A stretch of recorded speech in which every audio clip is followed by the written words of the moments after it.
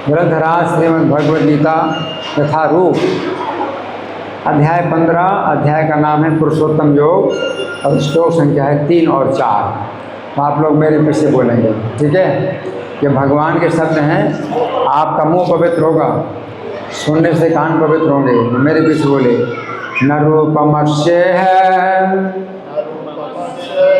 तथोपलम्भ्यते। सब लोग बोलिए, सब लोग जोर से बोलिए। आपकी आवाज़ कितनी तेज है, आपकी आवाज़ उससे पता चलेगा। न रूपमस्य है तथोपलम्भ्यते नान्तो न चादिर न च संप्रतिष्ठा।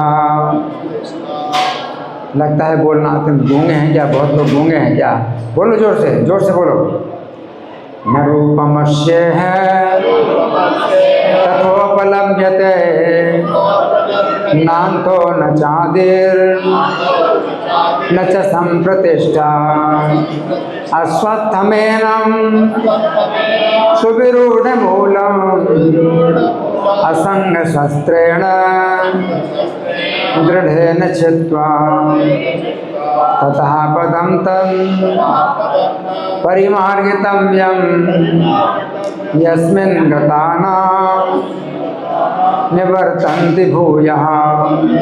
तमेव चाद्यं पुरुषं प्रपद्ये यतः प्रवृत्तिः प्रसृता पुराणी।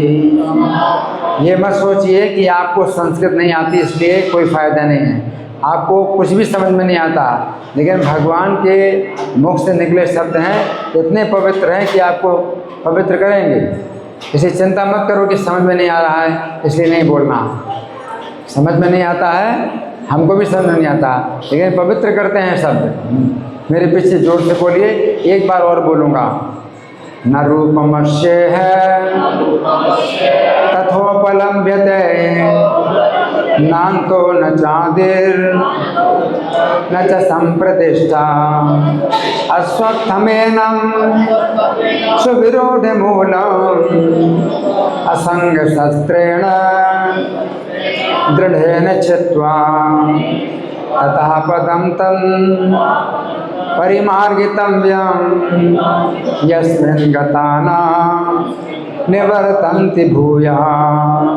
तमेव चाद्यं पुरुषं प्रपद्ये यतः प्रवृत्तिः प्रसृता पुराणी। धन्यवाद। अब शब्दार्थ भी मेरे पीछे बोलिए, जोर से बोलना।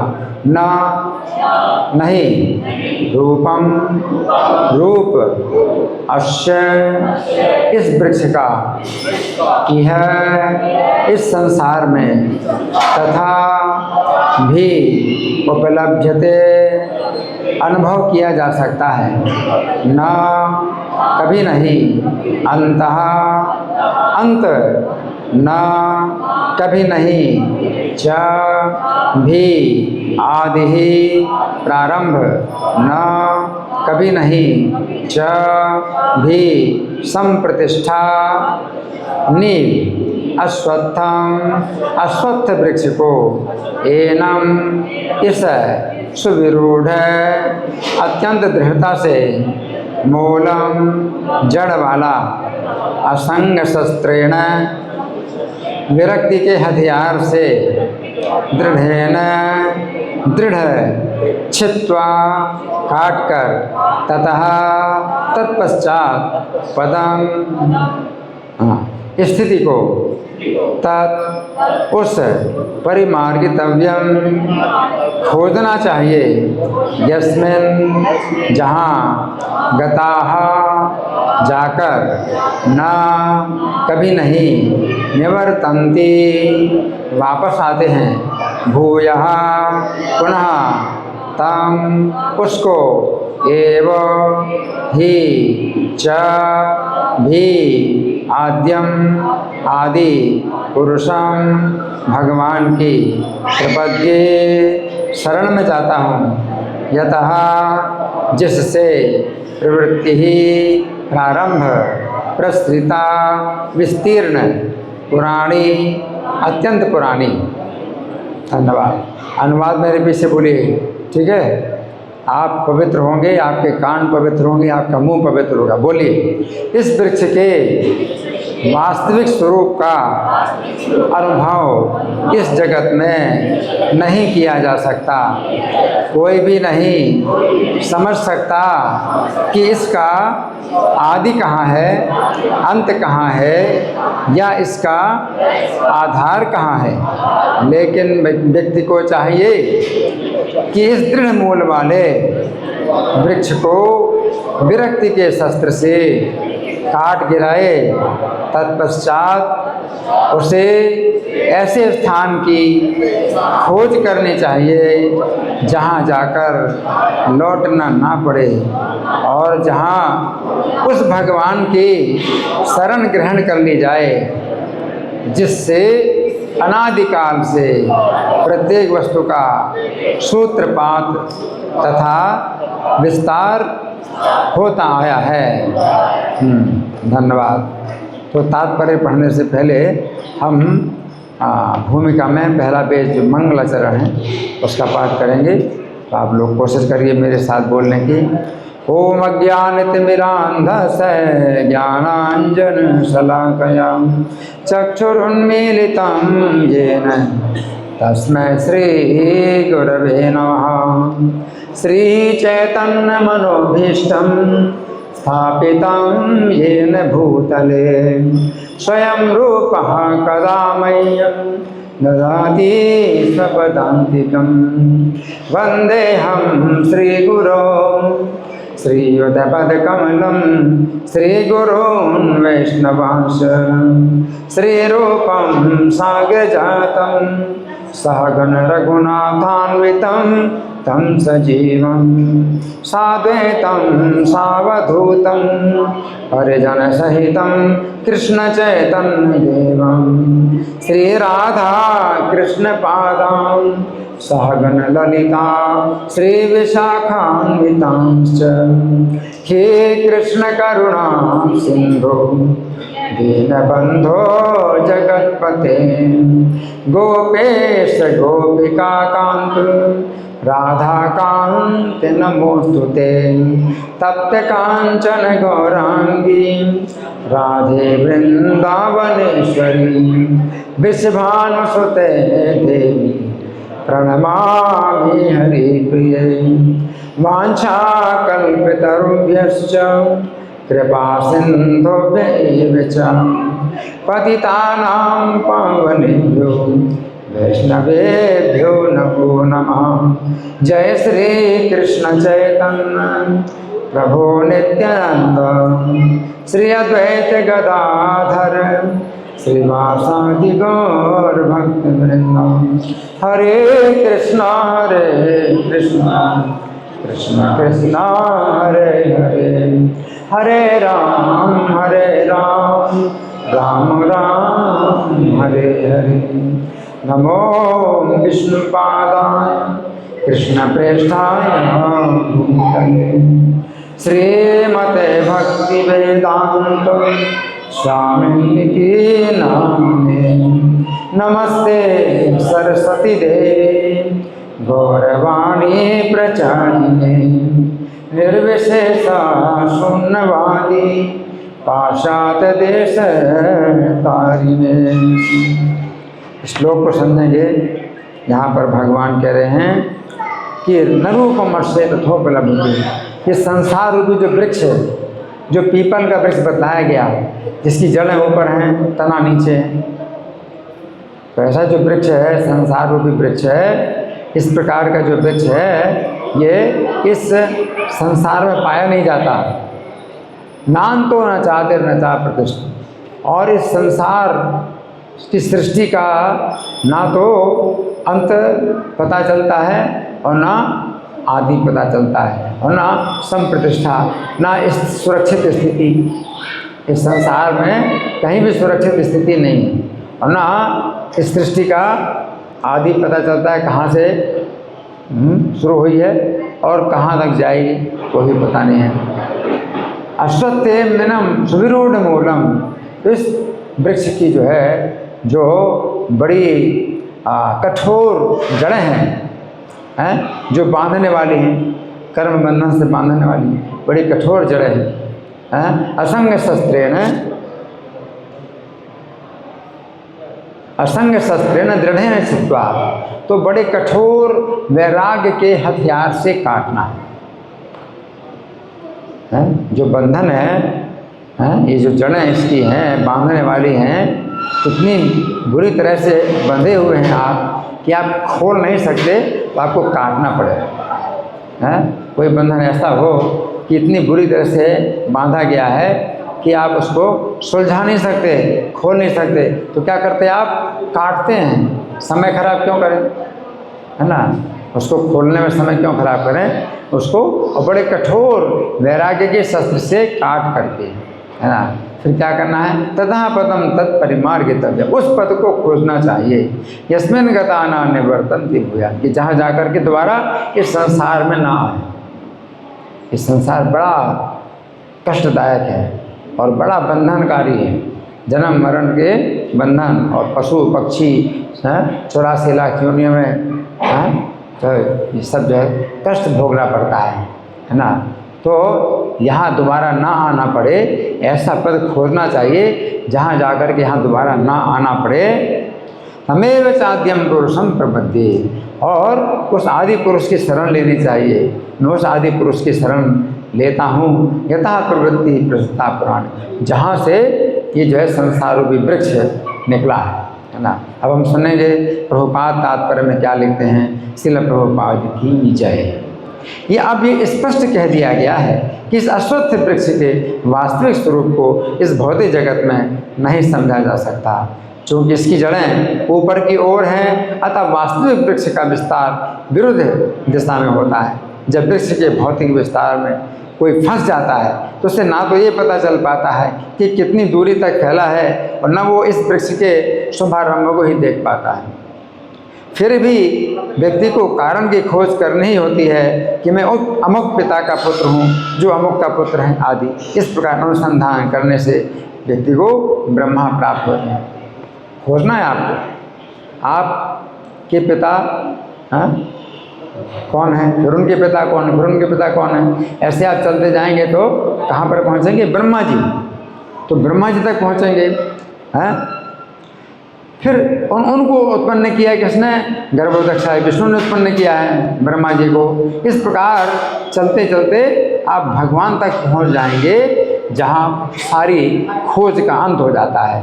व्यक्ति को इस वृक्ष के उद्गम परमेश्वर की खोज ऐसे व्यक्तियों की संगति द्वारा करनी होती है जिन्हें उस परमेश्वर का ज्ञान प्राप्त है। इस प्रकार ज्ञान से व्यक्ति धीरे धीरे वास्तविकता के इस प्रतिबिंब से विलग हो जाता है, और संबंध विच्छेद होने पर वो वास्तव में मूल वृक्ष में स्थित हो जाता है।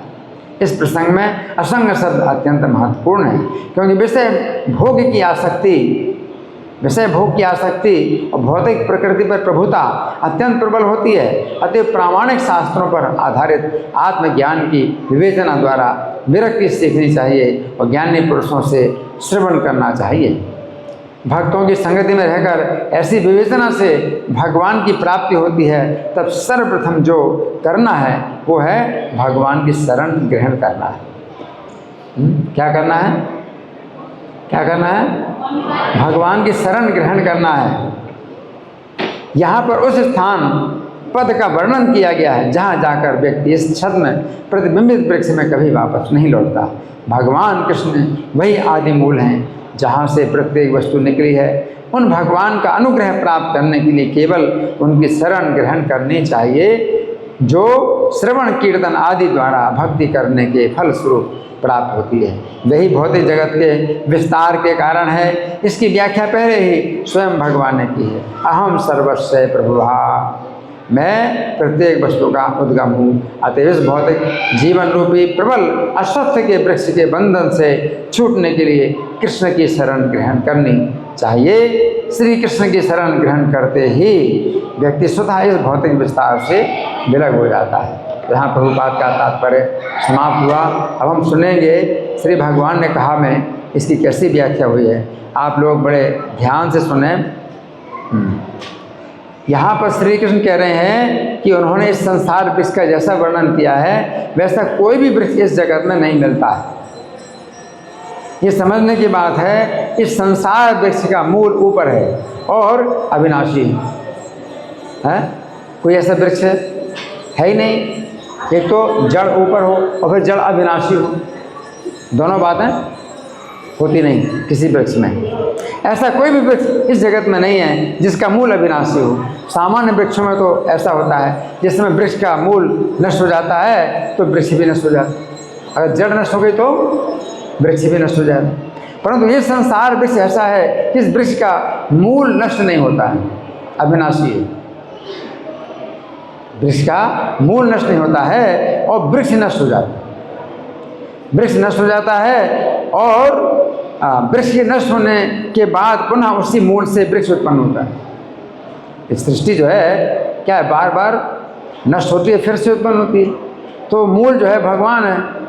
तो ये वृक्ष जो है ऐसा है कि नष्ट हो जाता है और फिर उसी मूल से फिर से पैदा होता है। ऐसा वृक्ष कभी नहीं मिलेगा कहीं भी कि मूल अविनाशी हो, जड़ अविनाशी हो, है ना। ऐसा वृक्ष श्री कृष्ण ही उत्पन्न कर सकते हैं, जिसका अविनाशी मूल श्री कृष्ण ही हैं, है ना। फिर भगवान कहते हैं इसका ना तो आदि है ना अंत है, ना यहाँ कोई सुरक्षित स्थिति है। तो यहाँ पर श्री कृष्ण कह रहे हैं इस संसार वृक्ष का ना तो आदि है और ना ही अंत है और ना ही कोई सुरक्षित स्थिति।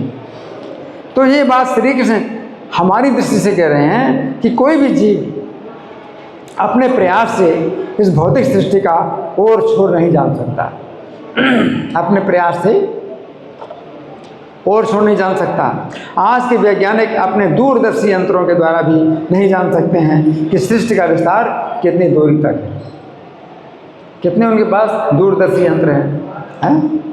भागवत के 5वें स्कंद के अंतर्गत अध्याय संख्या 14 में वर्णन आता है कि बद्ध जीव लोभवश कुछ भौतिक सुख लाभ करने की इच्छा से इस भौतिक जगत के जंगल में प्रवेश करता है। धीरे धीरे वो बन के सघन भाग में प्रवेश करता है और वो यह नहीं जानता कि वो बाहर कैसे निकले। अब उसको अंदर नहीं मिल रहा है, वो फंस गया जंगल में। अब ना तो अंदर जानता है और ना तो उस स्थान में जा सकता है जहाँ से वो आया है। जंगल में अगर फंस गए तो अब ना तो आपको वो रास्ता मिलेगा जहाँ से आप आए हैं और ना कोई दूसरा रास्ता मिलेगा जहाँ शांत हो रहा है, और ना ही ऐसा मार्ग जानता है जिससे इस जंगल से बाहर निकल सके। इस संसार जंगल में प्रवेश करके जीव सांसारिकता में बंध जाता है। इस प्रकार जीव माया के वशीभूत हो जाता है, एक के पश्चात एक इस प्रकार अनेक शरीर धारण करता है। वो कभी स्वर्गलोक तो कभी भूलोक और कभी पाताल लोक और निम्न योनियों में प्रवेश करता है। वो वास्तव में छुटकारा पाने की खोज में रहता है, किंतु वो भटकता रहता है। तो यहाँ पर श्री कृष्ण कह रहे हैं कि बद्ध जीव के लिए ये संभव नहीं है कि वो इस संसार वृक्ष का आदि अथवा अंत जान सके। तो यहाँ पर श्री कृष्ण कह रहे हैं कि बद्ध जीव के लिए इस संसार वृक्ष में संप्रतिष्ठा नहीं है। संप्रतिष्ठा का अर्थ है सुरक्षित स्थिति। तो यहाँ पर श्री कृष्ण कह रहे हैं यदि बद्ध जीव सोचता है कि उसे इस संसार वृक्ष से छुटकारा पाने के लिए ना तो आदि मिल रहा है ना अंत ही मिल रहा है, तो इस संसार वृक्ष में किसी स्थान पर अपने सुरक्षित स्थिति प्राप्त कर ले, परंतु उसे इस संसार में कहीं भी सुरक्षित स्थिति नहीं प्राप्त होती है। ये जीव जिस किसी भी स्थान में जाकर अपनी सुरक्षा ढूंढता है, उसी स्थान में उसे कष्ट और भय प्राप्त होता है। जहाँ भी उसे कुछ सुरक्षा दिखाई देती है वहाँ उसे केवल धोखा ही धोखा प्राप्त होता है। इस भौतिक सृष्टि में उसे कहीं भी सुरक्षा नहीं प्राप्त होती है। अब भगवान कहते हैं इस संसार वृक्ष की वे जड़ें जो मनुष्यों को कर्म से बांधती हैं अत्यंत विरूढ़ हैं। जड़ें जो बांधती अत्यंत विरूढ़ हैं, मतलब आप तोड़ नहीं सकते और सुलझा नहीं सकते, बहुत मजबूत है। कर्म बंधन बहुत मजबूत है। ये बंधन किसी सामान्य शस्त्र के द्वारा नहीं काटा जा सकता है। यदि बंधन बहुत जटिल होता है तो साधारण चाकू या तलवार टूट सकती है अथवा उसकी धार खराब हो सकती है ना। कोई बंधन इतना मजबूत हो तो चाकू तलवार भी जो है टूट जाएगी या धार खराब हो जाएगी।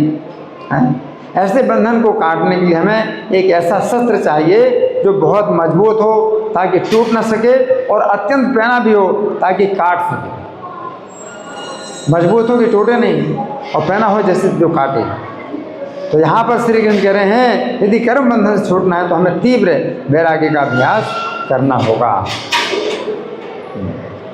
तो यहाँ पर श्री कृष्ण कह रहे हैं हमें अत्यंत कठोरता पूर्वक विरक्ति का अभ्यास करना चाहिए। जो वस्तुएं अथवा जो व्यक्ति श्री कृष्ण की भक्ति में बाधक हैं उनका त्याग करना चाहिए। कठोर विरक्ति से त्याग है ना। यहाँ पर श्री कृष्ण कह रहे हैं यदि हम कर्म बंधन से छूटना चाहते हैं तो हमें दृढ़ता पूर्वक उन लोगों की संगति का त्याग कर देना चाहिए जो लोग श्री कृष्ण की सेवा में बाधा उत्पन्न करते हैं। श्रील प्रभुपाद के जीवन चरित्र में हम देखते हैं, यहाँ पर श्रील प्रभुपाद बैठे हैं, इनके जीवन चरित्र में हम देखते हैं कि श्रील प्रभुपाद ने अपने विवाह के बाद 30 वर्षों तक, कितना 30 वर्षों तक अपनी पत्नी को श्री कृष्ण की सेवा में लगाने का प्रयास किया, परंतु उन्होंने देखा कि उनकी पत्नी श्री कृष्ण की सेवा में ना लगने के लिए अत्यंत दृढ़ थी, पक्की कि कृष्ण की सेवा नहीं करना है। जिस समय श्रील प्रभुपाद अपने घर में आए हुए मित्रों को गीता का संदेश बताते थे उस समय उनकी पत्नी अलग कमरे में चाय पीती रहती थी। एक बार उनकी पत्नी ने श्रील प्रभुपाद की श्रीमद् भागवत की पुस्तक बेचकर चाय और बिस्कुट खरीद लिए। ऐसी स्थिति में श्रील प्रभुपाद ने नितांत संकल्प की मुद्रा में अपनी पत्नी का त्याग कर दिया। इसको कहते हैं कठोर वैराग्य के शस्त्र से इस बंधन को काटना, है ना, त्याग दिया, है ना। तो यहाँ पर श्री कृष्ण कह रहे हैं हमें दृढ़ संकल्प के साथ असत संग का त्याग करना चाहिए। जिस प्रकार श्रील प्रभुपाद ने दृढ़ संकल्प के साथ अपनी पत्नी का त्याग कर दिया, है ना। अब भगवान क्या कह रहे हैं? अब भगवान कह रहे हैं कि हमें उस पद को खोजना चाहिए जहाँ जाकर लोग वापस नहीं आते। तो यहाँ पर श्री कृष्ण कह रहे हैं इस संसार के अंदर असत संग का त्याग करके अब हमें खोजने का कार्य करना चाहिए। असत संग का त्याग कर दिया, अब हमें खोजने का कार्य करना चाहिए। हमें क्या खोजना है? श्री कृष्ण कह रहे हैं कि हमें एक ऐसा पद खोजना है जहाँ जाकर लोग इस संसार में वापस नहीं आते हैं। तो यहाँ पर श्री कृष्ण कह रहे हैं हमें उस पद को खोजना चाहिए जहाँ जाकर लोग इस संसार में वापस नहीं आते हैं। गीता 8:21 में श्री कृष्ण कहते हैं कि जिसे प्राप्त करके लोग इस भौतिक संसार में वापस नहीं आते हैं वो श्री कृष्ण का परम धाम है। क्या है? क्या है जहाँ जाकर लोग वापस नहीं आते हैं? क्या है वो?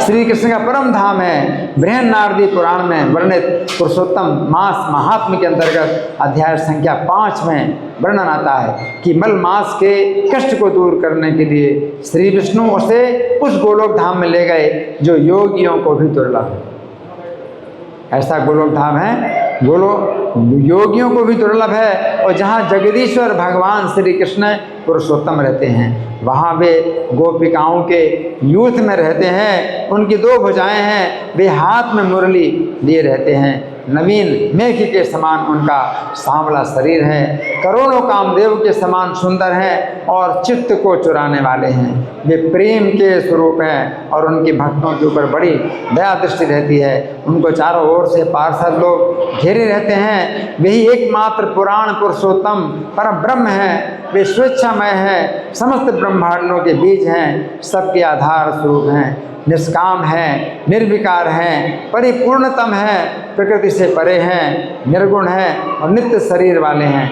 तो यहाँ पर श्री कृष्ण कह रहे हैं हमें श्री कृष्ण के उसी परम धाम में जाना चाहिए जहाँ जाकर लोग इस भौतिक संसार में वापस नहीं आते हैं। अब आगे के शब्द हैं कि मैं उसी आदि पुरुष की शरण लेता हूँ जिससे सृष्टि की ये प्राचीन परंपरा चालू हुई है ना। तो यहाँ पर श्री कृष्ण कह रहे हैं कि हमें उस आदि पुरुष की शरण लेनी चाहिए जिसके द्वारा इस संपूर्ण सृष्टि का विस्तार हुआ है। हमें उन श्री कृष्ण की शरण लेनी चाहिए जो 3 गुणों से परे हैं, जो अद्वितीय हैं। क्या है? अद्वितीय हैं, यानी उनके समान दूसरा कोई नहीं है। जो गोप वेशधारी, कौन सा वेश है? गोप वेशधारी हैं, जो सदा किशोर अवस्था में रहते हैं। किशोर अवस्था में रहते हैं। किशोर अवस्था क्या होती है? 10 साल से 15 साल के बीच में अवस्था। तो भगवान की अवस्था जो है किशोर अवस्था में रहते हैं। भगवान हमेशा 15 साल 9 महीना 7.5 दिन, भगवान की अवस्था उससे आगे नहीं बढ़ती। कितना? 15 साल 9 महीना 7.5 दिन है। नव यौवन, नव यौवनम चा, नव यौवन की अवस्था है। उस अवस्था में हमेशा रहते हैं, जो अतीव सुंदर हैं। वृंदावन के अंदर रास मंडल की शोभा बढ़ाते हैं, जो सौम्य स्वभाव वाले हैं, असंख्य ब्रह्मांडों के अधिपति हैं, जो परिपूर्णतम पुरुषोत्तम हैं, जिनके मुख पर मंद मुस्कान की दिव्य छटा रहती है, जो सुंदर मधुर मंद गति से चलते हैं, जिनके चरणों में मंजीर और नूपुरों की झंकार होती है, जिनकी कटी में खन खन आती हुई करध्वनि शोभा देती है, जो सुंदर कंठहार से सुशोभित होते हैं और जिनके मुख पर काले घुंघराले केशों की शोभा रहती है। तो यहाँ पर श्री कृष्ण कह रहे हैं कि हमें उन आदि पुरुष की शरण लेनी चाहिए, जिसके द्वारा इस संपूर्ण सृष्टि का विस्तार हुआ है। भागवत के 10वें स्कंद के अंतर्गत अध्याय संख्या 14 में वर्णन आता है कि जिसमें ब्रह्मा जी ने श्री कृष्ण के सखाओं, उनके बचनों को चुरा लिया। उनकी परीक्षा लेनी चाहिए। ब्रह्मा जी ने क्या किया था?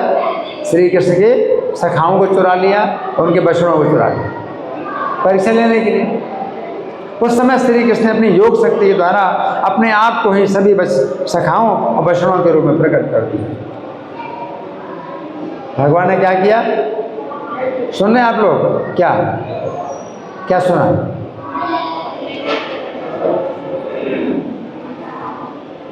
बताओ क्या सुना? ध्यान से सुनो सब लोग, क्या सुना? जब ब्रह्मा जी ने विष्णु के सखाओं को चुरा लिया था, तो उसने अपना ही विस्तार करके अपने सखाओं पर। हाँ, और कौन बताएगा? ब्रह्मा जी ने क्या किया? कौन बताएगा? ब्रह्मा जी ने क्या किया? बताओ, इनको माइक बताओ। ब्रह्मा जी ने क्या किया? जोर से बोलो।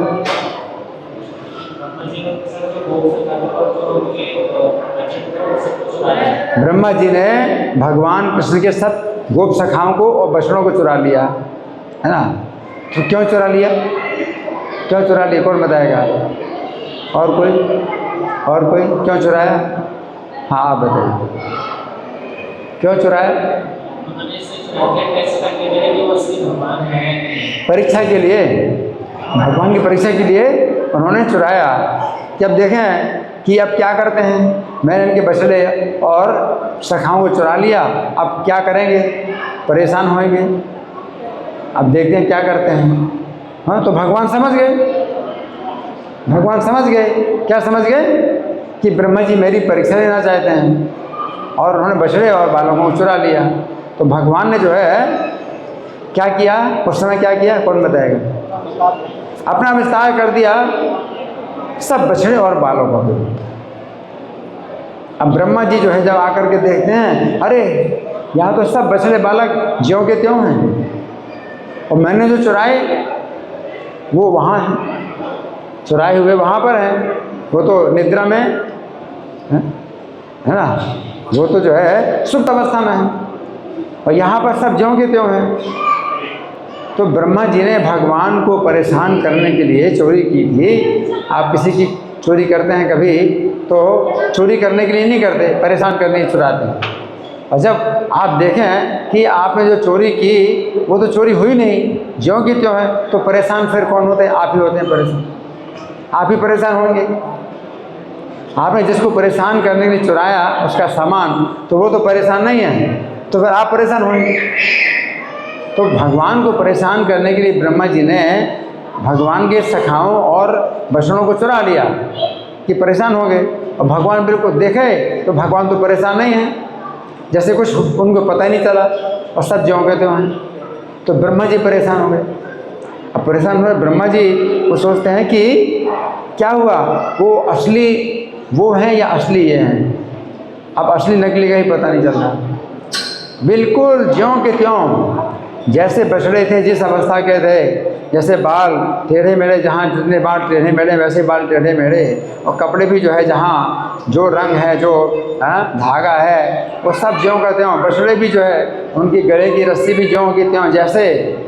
तो एक जो है बिंदु में भी जो है अंतर नहीं पता था, हैं।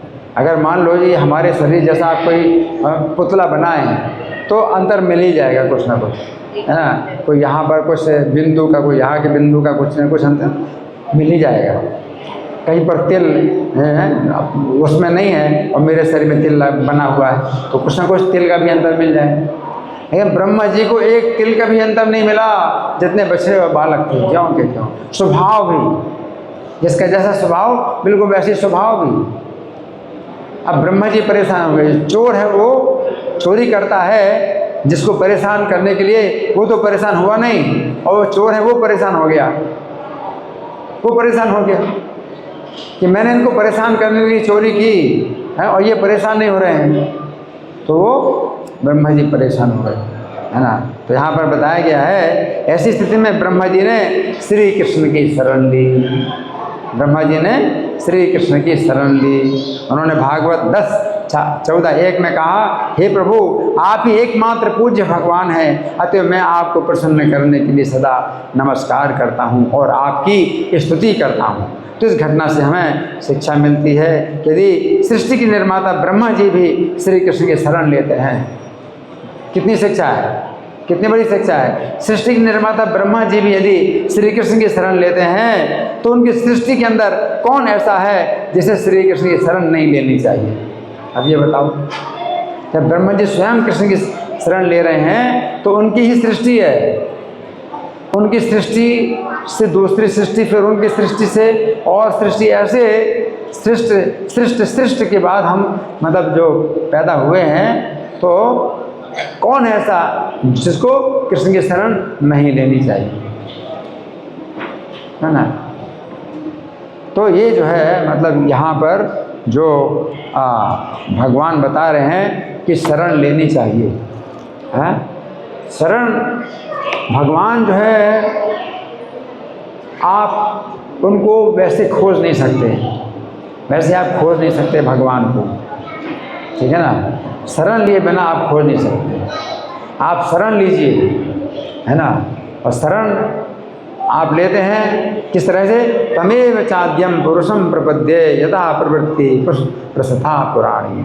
उस आदि पुरुष के मैं शरण हूँ जिनके द्वारा ही पूरी सृष्टि निकली। ये पूरी की पूरी सृष्टि, हम आप जितने भी सृष्टि में जीव हैं सब कृष्ण के ही सेवक हैं। लेकिन हमने क्या किया, उनकी सेवा छोड़ करके सुखी होने का विचार किया और यहाँ अब दुखी दुख भोग रहे हैं। सुख दिखाई पड़ता है लेकिन मिलता क्या है, दुख है। तो ये जो है उनके ही द्वारा ये सब जो है हमें कष्ट प्राप्त हो रहे हैं, क्योंकि उनकी सेवा को छोड़ करके स्वतंत्र हो करके हम चाहते थे सुखी होना है। तो उसी आदि पुरुष की मैं शरण लेता हूँ। आदि पुरुष वो हैं, क्योंकि हमारे आदि पुरुष मान लो हमारे पिता, फिर उनके पिता, उनके आदि, फिर उनके भी आदि, फिर उनके आदि, ऐसे जाएंगे तो श्री कृष्ण जो सबके आदि हैं उनका कोई आदि नहीं। अनादिरादिर गोविंदा, वो सबके आदि हैं, उनका आदि कोई नहीं कि भाई उनको भी किसी ने पैदा किया होगा, ये बात नहीं। तो कृष्ण ऐसे व्यक्ति हैं जिनको किसी ने पैदा नहीं किया, वो सबके आदि हैं, उनका कोई आदि नहीं है। अनादिरादिर गोविंदा सर्व कारण कारणम, सब कारणों के कारण वही, उनकी शरण लेनी है। तो ब्रह्मा जी ने भगवान की शरण ली, और जब ब्रह्मा जी उत्पन्न हुए थे तो उस समय भी जो है उन्होंने जब भगवान का गौरव धाम देखा था तो उन्होंने बहुत से श्लोकों की रचना की, जिनमें अंत में क्या आता है, गोविंदमादि पुरुषम तमहम भजामि। रोज श्रृंगार दर्शन जो यहाँ पर होता है 7:15 बजे, है ना, तो उस समय यही स्तुति जो है चलाई जाती है, रिकॉर्डिंग, गोविंदम आदिपुरुषं तमहं भजामि। गोविंदम आदिपुरुषं तमहं भजामि। गोविंदम आदिपुरुषं तमहं भजामि। तो ये जो है ब्रह्मा जी ने स्तुति की रचना की। हर श्लोक के अंत में ये आता है। बहुत से श्लोक उन्होंने जो बोले हैं, हर श्लोक के अंत में 4 पंक्ति के श्लोक हैं और चौथी पंक्ति में यही आता है, गोविंदम आदि पुरुषम तमहम भजामि। तो वे भगवान जो है शरण लेने से ही प्राप्त होंगे। आप खोजोगे तो चाहे जितना खोजो आपको नहीं मिलने वाला, केवल शरण लेने से प्राप्त होंगे, है ना। तो यहाँ पर यही बताया गया है कि आप शरण लीजिए, है ना। तो ब्रह्मा जी की जो है, ब्रह्मा जी ने चाहा था कि भगवान जो है यहाँ गोप बालकों के साथ में जो भोजन कर रहे हैं, भगवान गोप बालकों के साथ में भोजन कर रहे थे। और भोजन कैसे कर रहे थे कि जो बालक थे ना, सखा, भगवान के सखा, वो खाते थे और वो कहते कृष्ण बहुत अच्छा है, तो बहुत अच्छा है। तो वो कृष्ण जो है क्या करते, छीन लेते, उनका जूठा छीन लेते और खा लेते। तो ब्रह्मा जी को बड़ा अजीब लगा, अरे ये तो परमेश्वर हैं, आदि पुरुष हैं, और ये सखाओं का जूठा छीन छीन के खा रहे हैं, है ना। तो उनको जो है बड़ा अजीब लगा, है ना। और इस सामान्य सखाओं के साथ में भगवान जो है एक सामान्य बालक की तरह लीला कर रहे हैं। तो उनको जो है वो रुचि नहीं आई, भगवान में रुचि नहीं आई, भगवान में रुचि नहीं आई। इस लीला को देख करके रुचि नहीं पैदा हुई कि क्या इनकी महिमा फिर क्या रहे हैं। अपनी महिमा को आप खुद ही नष्ट कर रहे हो। सामान्य लोगों के बीच में जो है आप उनका जूठा खा करके अपनी महिमा आप जो है नष्ट कर रहे हैं। आप कुछ ऐसी महिमा अपने दिखाइए जिससे कि मैं संतुष्ट हूँ। तो ब्रह्मा जी जो है भगवान की ऐसी महिमा देखना चाहते थे जिससे वे संतुष्ट हों, है ना। और फिर भगवान समझ गए, भगवान सबके हृदय की बात समझने वाले। आप उनको बताएं या ना बताएं, सबके हृदय में बैठे हैं, ब्रह्मा जी हृदय में बैठे हैं। सर्वस्य चाहम हृदय सन्निविष्टो, तो हृदय में बैठे हूँ, है ना। तो वे जानते हैं किसके हृदय में क्या इच्छा है। तो ब्रह्मा जी के हृदय में जो इच्छा है कि महिमा देखना चाहते हैं, है ना। तो भगवान ने फिर ऐसी महिमा दिखाई। क्या महिमा दिखाई है?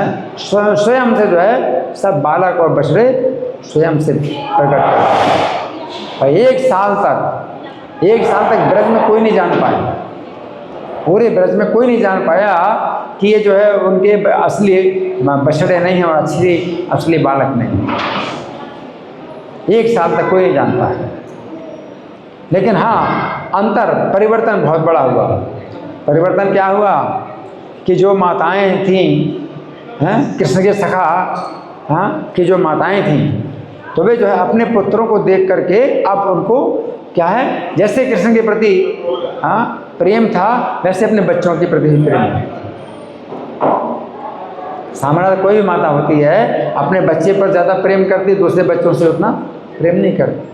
लेकिन ब्रज में जितनी माताएं थीं सब कृष्ण से जितना प्रेम करती थी उतने अपने पुत्रों से प्रेम नहीं करती। लेकिन अभी क्या हुआ, उनके पुत्र अब तो कृष्ण ही हैं, तो वे जान तो नहीं पाए। लेकिन आश्चर्य ये हुआ कि उनका प्रेम जो है अब जैसा कृष्ण के प्रति था वैसे अपने पुत्रों के प्रति भी हो गया। इतना प्रेम हो गया कि इतने बड़े बछड़े, इतने बड़े बालक हैं, बछड़े तराने जाते हैं, लेकिन माता अपना स्तन पिलाती है।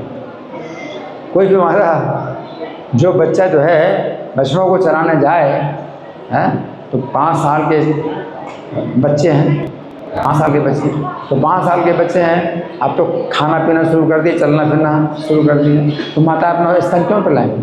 लेकिन ये माताएं जो है अब क्या है कि वो स्तन उनसे जो है मतलब दूध निकल रहा है और बच्चों को पिला रहे हैं। और जो गौएं हैं तो भी नहीं जानती कि बछड़े जो है उनके बछड़े नहीं हैं, तो कृष्ण हैं।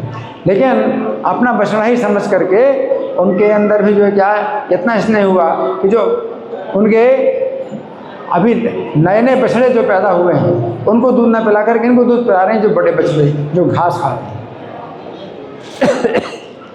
गौएं भी जो है उन बछड़ों को जो है जो पैदा हुए हैं अभी उनको दूध ना पिला करके इन बछड़ों को दूध पिलाती हैं जो घास खाते हैं। और ये परिवर्तन कोई नहीं जान पाया कि क्यों हो रहा है, ऐसा क्यों हो रहा है।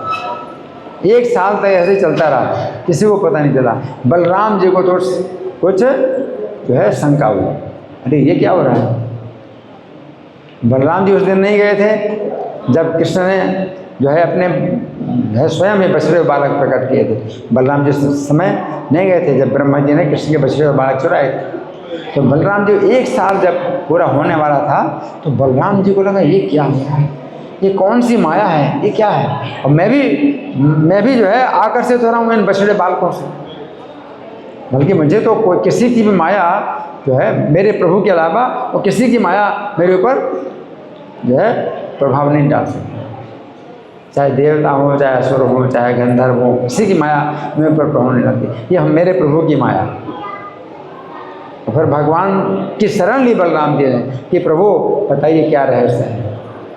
तो भगवान ने संक्षेप में बता दिया, ब्रह्मा जी ने मेरे जितने भी बछड़े बालक चुरा लिए तो मैं स्वयं जो है बछड़े और बालक बन करके यहाँ लीला कर रहा। तो बलराम जी समझ गए। तो ये जो लीला है ये जो है भगवान की ऐसी दिव्य लीला है। ब्रह्मा जी इसको कहते हैं ब्रह्म विमोहन लीला। ब्रह्मा जी विमोहित हो गए।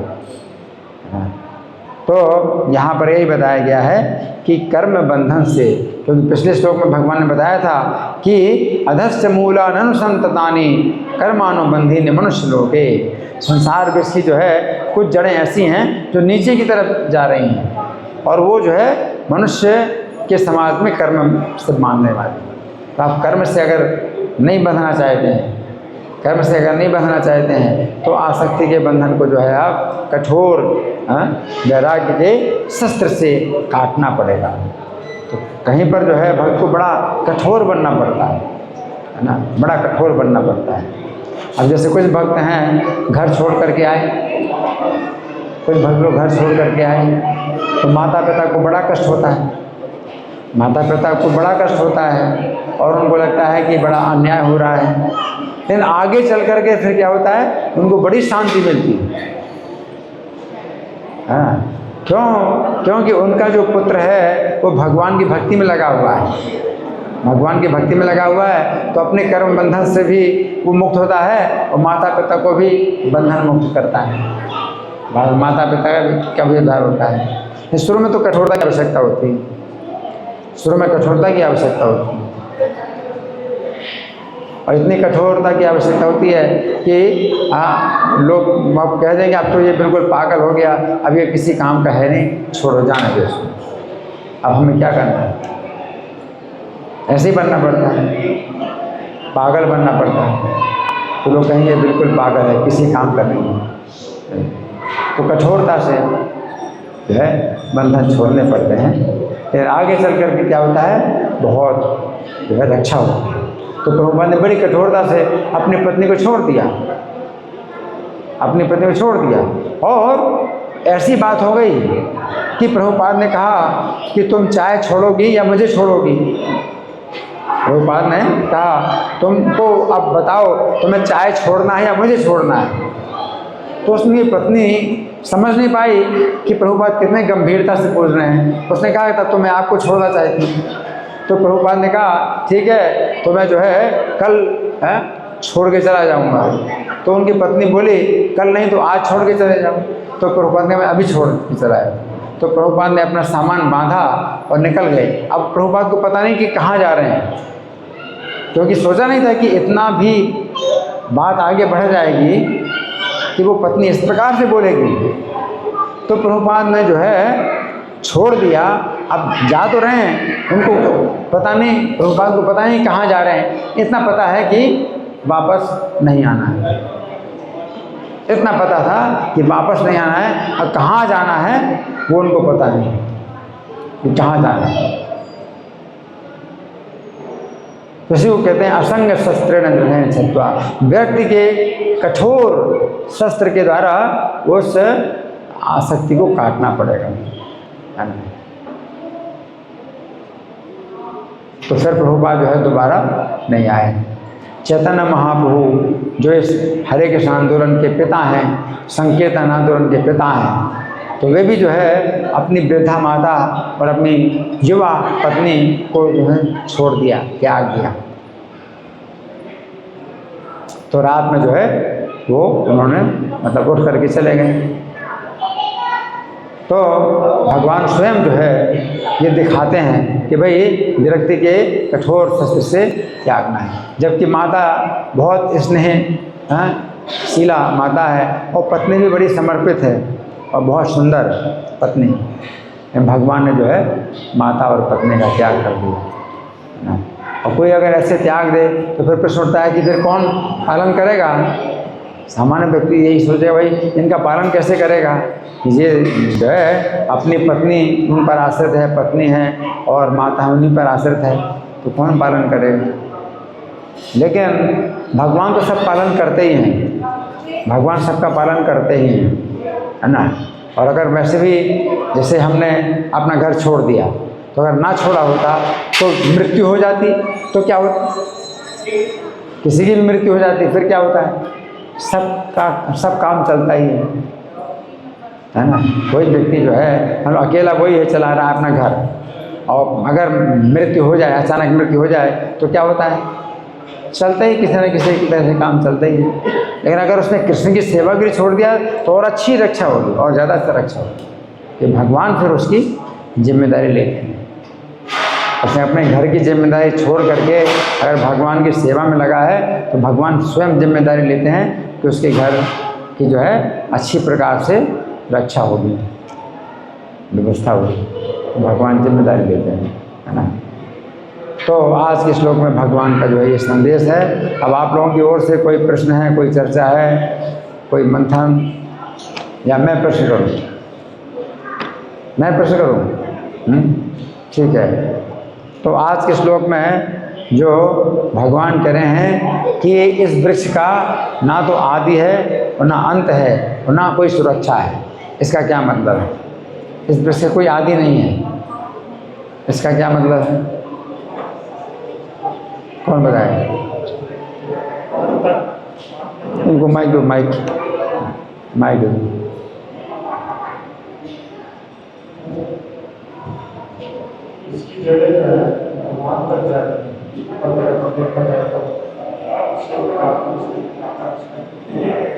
नहीं, वो तो है, लेकिन भगवान जो यहाँ बता रहे हैं कि आदि अंत का पता नहीं है, तो हमारी दृष्टि से हम नहीं खोज सकते। संसार रूपी जंगल में जैसे कोई व्यक्ति आ जाए, किसी जंगल में ही अगर आप चले जाए, ठीक है ना, और घना जंगल है, अब घना जंगल में आपको आदि का पता नहीं चलेगा। आदि का मतलब कहाँ से आप आए हैं, और रास्ता भी आपको नहीं मिल सकता कि कौन से रास्ते से आप आए हैं, है ना।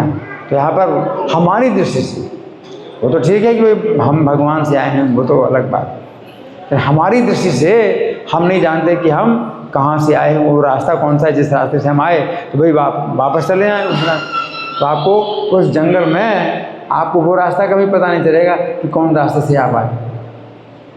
तो आदि का पता नहीं है, अंत का भी पता नहीं है। अंत का मतलब क्या है, आप चलते जाएं वो जंगल का अंत ही नहीं मिलेगा।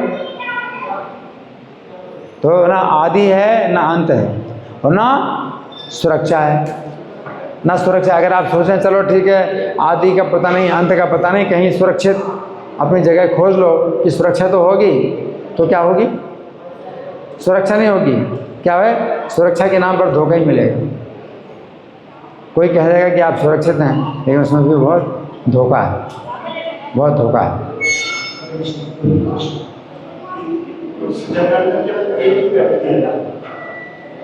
हाँ।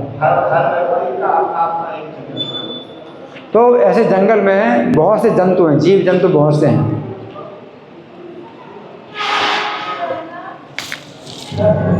जंगल में कितने जीव जंतु होते हैं, उनको भी जो है किसी का एक दूसरे से कोई परिचय नहीं है। माता और पुत्र का भी जो है वो तब तक होता है कोई संबंध जब तक वो बच्चा जो है दूध पीता है, और जब अपना भोजन उसको मिलने लगता है तो माता से भी इसका संबंध टूट जाता है।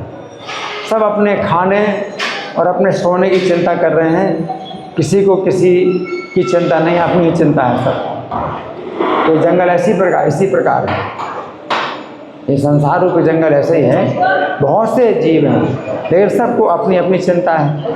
अगर मान लीजिए सभी को मतलब परेशानी होए और कोई हल ना हो तो सब लोग अपनी अपनी दिशा में जाएंगे, ढूंढेंगे कहाँ भोजन मिलेगा। हाँ हैं?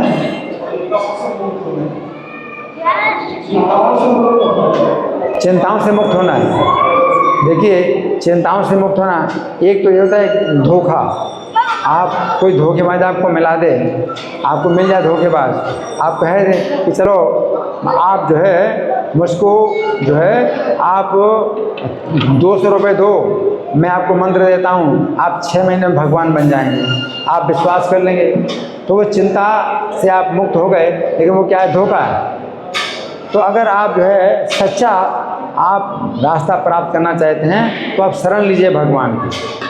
तमेव चाद्यम पुरुषम प्रपद्ये, उन आदि पुरुष की मैं शरण हूँ जिनसे पूरी सृष्टि निकली है। तो वो भगवान आपको सच्चे साधु से मिलाएंगे,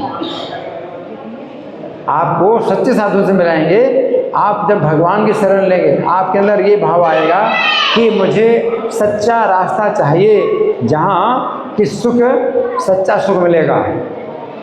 तो आपके अंदर जब ये भाव आएगा तो भगवान आपको सच्चा साधु मिलाएंगे जो आपको सच्चा रास्ता बताने वाला है। उन्हीं तो धोखा खाते रहो। दुनिया को किसके ऊपर विश्वास किया जाए, किसके ऊपर न किया जाए। इसलिए मैंने क्या कहा कि क्या करो, भगवान की शरण। वो सब कहते हैं बैठे, आप भगवान की शरण लो तो मुझे सच्चा साधु से मिला दीजिए, आपको मिला देंगे। धन्यवाद। ग्रंथराज श्रीमद् भगवद गीता की जय, श्री प्रभुपाद की जय।